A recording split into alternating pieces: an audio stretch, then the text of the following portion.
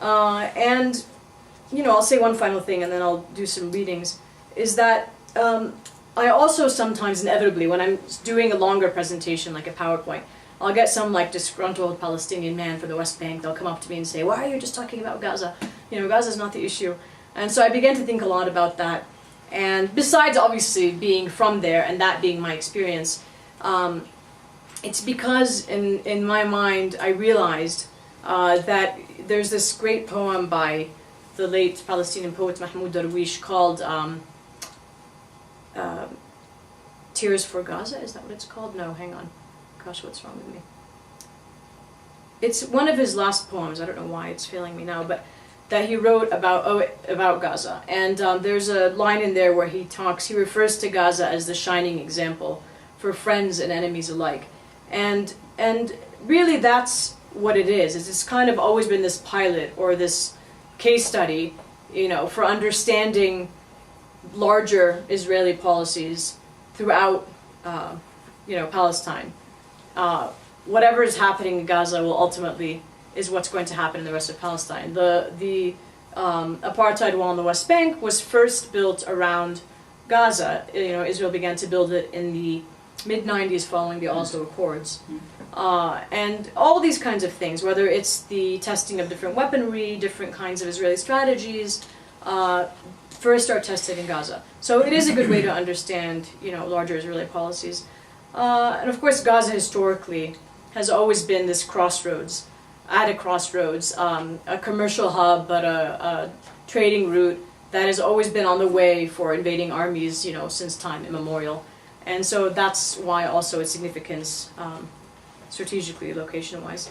But anyway, so what I'm gonna do is I'm gonna read a bunch of entries kind of throughout that time period. And the time period, I should say, the blog eventually turned into the book, but it's a little different because it incorporates other things as well. But it's this chronicle from about just before the Israeli disengagement from Gaza in 2005. So there's some entries in 2003, 2004, but mainly 2005 during the disengagement, and you get a sense of, life sort of before the disengagement, after the disengagement, and then it goes on to chronicle the Palestinian elections, and then shortly thereafter, I came to the U.S. and I wasn't able to go back for 3 years because that was sort of during the most intense years of the blockade on Gaza after the elections. I mean, I physically wasn't able. I tried, but even people with Palestinian IDs were being prevented by Israel and Egypt. And then finally ending in 2010 when I was able to go back again after the flotilla. So it really gives you a sense, when you look at this timeline, of what's going on, because often we focus so much on the present and what's going on, or the blockade, and we tend to think of Israeli policies as a sort of a reaction or a retaliation response to either the elections or to, whatever, to rockets or to something, the abduction of Gilad, when really, again, it's just been this very consistent policy over time. Gaza's strangulation began, in fact, with the Oslo Accords, again, with the building of this wall, and before that there were no checkpoints, or Israel had this notion that they could have economic integration with the Palestinians, or it was really economic dependence, at the expense of political repression, or at the expense of political freedom. So there was extreme political repression, but there weren't checkpoints, and they thought, okay, if we can, make them happy, and feed them whatever financially, then they won't be asking for their freedom and equality and rights. That didn't pan out as planned. We had the first Intifada, and then again, we began to see the beginning of checkpoints and restrictions on Gaza and elsewhere. That became worse over time, especially with the second Intifada. Permits, family reunification permits, and others were banned. There was all kinds of travel restrictions. And then really, what the disengagement was a turning point. People like to think of it as the elections, but what you learn from the book, and then of course if you just kind of study history, is that Israel devised the disengagement plan very carefully, not to end the occupation, but it is a strategic way to be able to retain control over the land without the people for demographic purposes. So it retained control over Gaza's sovereignty, but just in a more strategic manner. It was kind of an evolution of the occupation. And what it did from that point on is it isolated Gaza completely. And this friend of mine who's a human rights consultant says the analogy of Gaza as a prison is outdated. He says it's more of like thinking of Gaza as a zoo with animals where they need to be tamed with a trying to think with a sense of how people might view them, where the question of freedom is never brought up. It's like you never discuss whether or not animals are free. You just discuss, you know, whether they're well fed. If there's not enough food coming in, then there might be an outcry. But that, you know, no one's discussing whether or not we should give them freedom. And that's what Gaza became after the disengagement. And in fact, right after the disengagement, Gaza suffered a catastrophic economic collapse. Not after the blockade, after the disengagement, because Israel shut down all the commercial crossings and it began to ban Palestinians from traveling, and so on and so forth. Of course, things got worse after the elections and so forth, but that was just the excuse they needed to be able to say, this is why we imposed the blockade. But it was always their plan all along from the disengagement. And there's all kinds of quotes that I, you know, for those who will be there tomorrow, that I'd like to show from Ariel Sharon's advisor, Dov Weisglass, and others who talk about wanting to put Gaza on a diet and wanting to separate Gaza from the West Bank, and that was ultimately the goal of the disengagement. So anyway, those were kind of the, you know, overriding themes that we learned, but I'll stop talking and I'll just start reading some of these entries before I put everyone to sleep. That's what happens when I don't have notes. I just keep rambling, basically. So, and you know, some of these, obviously, those familiar with my writing are humorous. You know, there's some that are pretty serious. During Casled, I wrote a lot through my parents who were living it, and I kind of was amplifying their voices, and those were more serious entries. But, let's see. And I even lost the notes of my placebook, so I'm just going to have to wing this a little bit.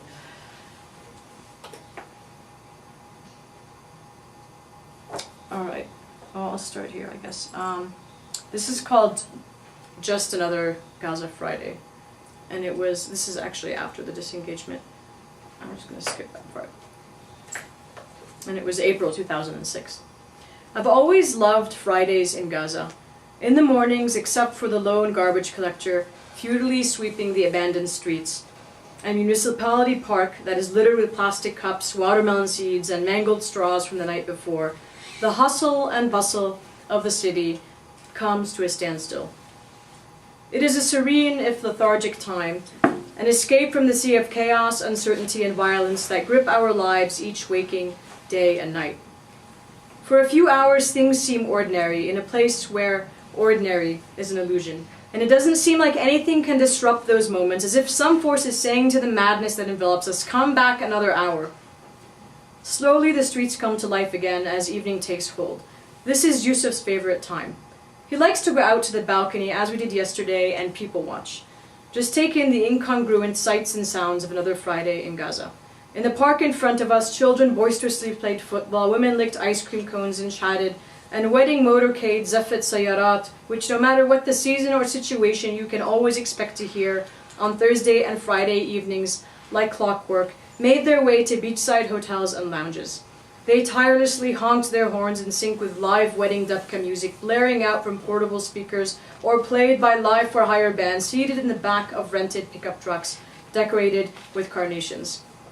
Boys and relatives clamored for a standing space in the back of the trucks, dancing and clapping feverishly along with the music. Young children chased them down the street to join in the fun.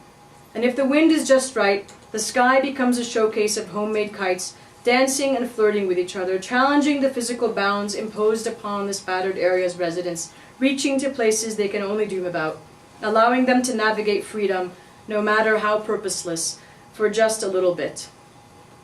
In the distance, the ubiquitous double thuds of artillery fire could be heard exploding a few kilometers away, increasing in number and intensity as the evening progressed, only to be drowned out ever so slightly by the cacophonous symphony of Friday blitheness, as if to say, not today, today you will not steal our moment. The evening passes, the clock strikes midnight, and suddenly the carriage transforms into a pumpkin again. The magic dissipates, the missiles strike, and 6 people are dead. Just another Gaza Friday.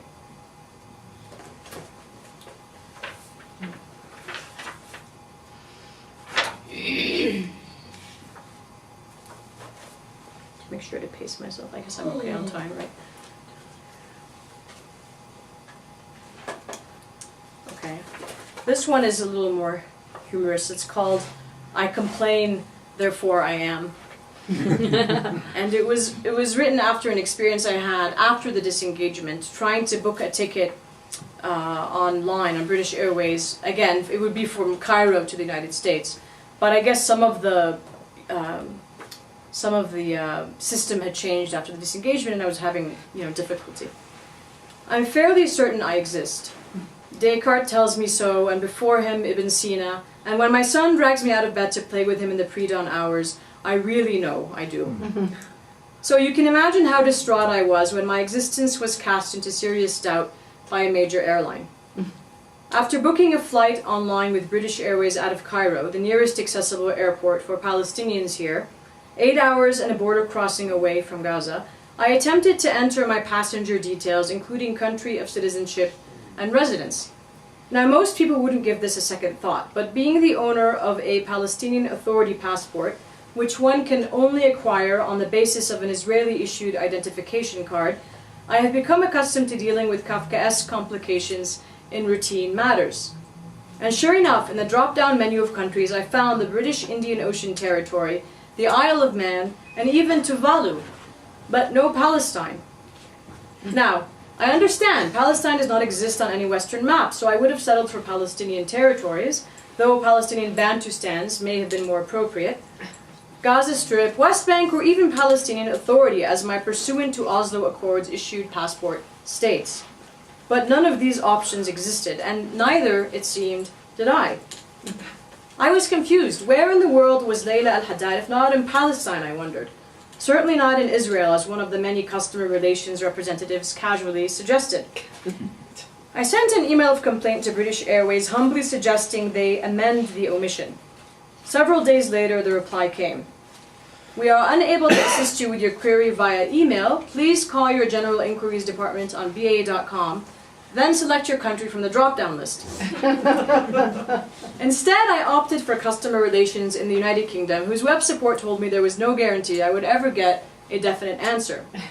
I relayed the tale to a friend whose own status as an East Jerusalemite is even more precarious than mine as a post-disengagement Gazan. Could it be, she posited, that there is no definite answer because we aren't considered definite people? I'll leave that one for British Airways to answer. No, I should say that after this, because this was actually published in The Guardian, and the reason it was important is because I wasn't able to physically book the ticket. The system wouldn't let me go on unless I put, the citizenship.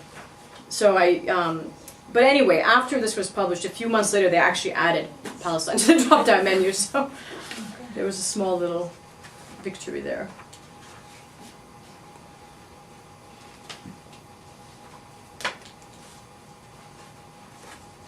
You say Cairo is 8 hours away? No, it's, oh, is that what I said in there? No, I think it's 5 hours. I don't know why I have 8 hours. Maybe I meant, did I say 8 hours? Yeah. I think you said both. And border crossing. Depends on the day. Oh, yeah, exactly. That's what probably it is. Because at that point it included, at least a 3 or 4 hour wait. So I think that's what I was factoring in. So what does a cab cost to take a cab from Cairo to Gaza? It's, when there's a lot of traffic, usually what you do is there are certain cabs that go back and forth and you split it amongst like 6 other passengers. Right. So it's not terribly bad. When there isn't a lot of traffic, they increase the price. So it can range from, $40 to, I guess if you wanted to rent an entire cab, $100. It's not that expensive, depending on. But what ends up happening a lot of times is you have Palestinians who maybe are not as well-to-do, or they have a certain amount of money with them, and they go to Egypt for a particular purpose. Like they have a medical reason to go. They have a referral from the government hospital. They need to go. Whatever. They're taking their kids to college, and then the border closes, and they have a limited amount of money, and that's when it becomes a problem, especially at times of extended closure, when it's closed for like more than 4 months at a time, and they end up on the streets in Al Arish, the nearest town, or in tents or whatever. So, and nobody's looking out for these people because they're not under the mandate of the UNHCR, they're under the mandate of UNRWA. And you have the Red Cross or whatever come in, but it's essentially no one asks or cares at times of extended closure. Right. And you probably remember there were several times during that 3-year period from 2007 to 2010 where just because of the sheer volume of people that were at the border and that were waiting, they literally felled the border. Twice or 3 times. Right. So.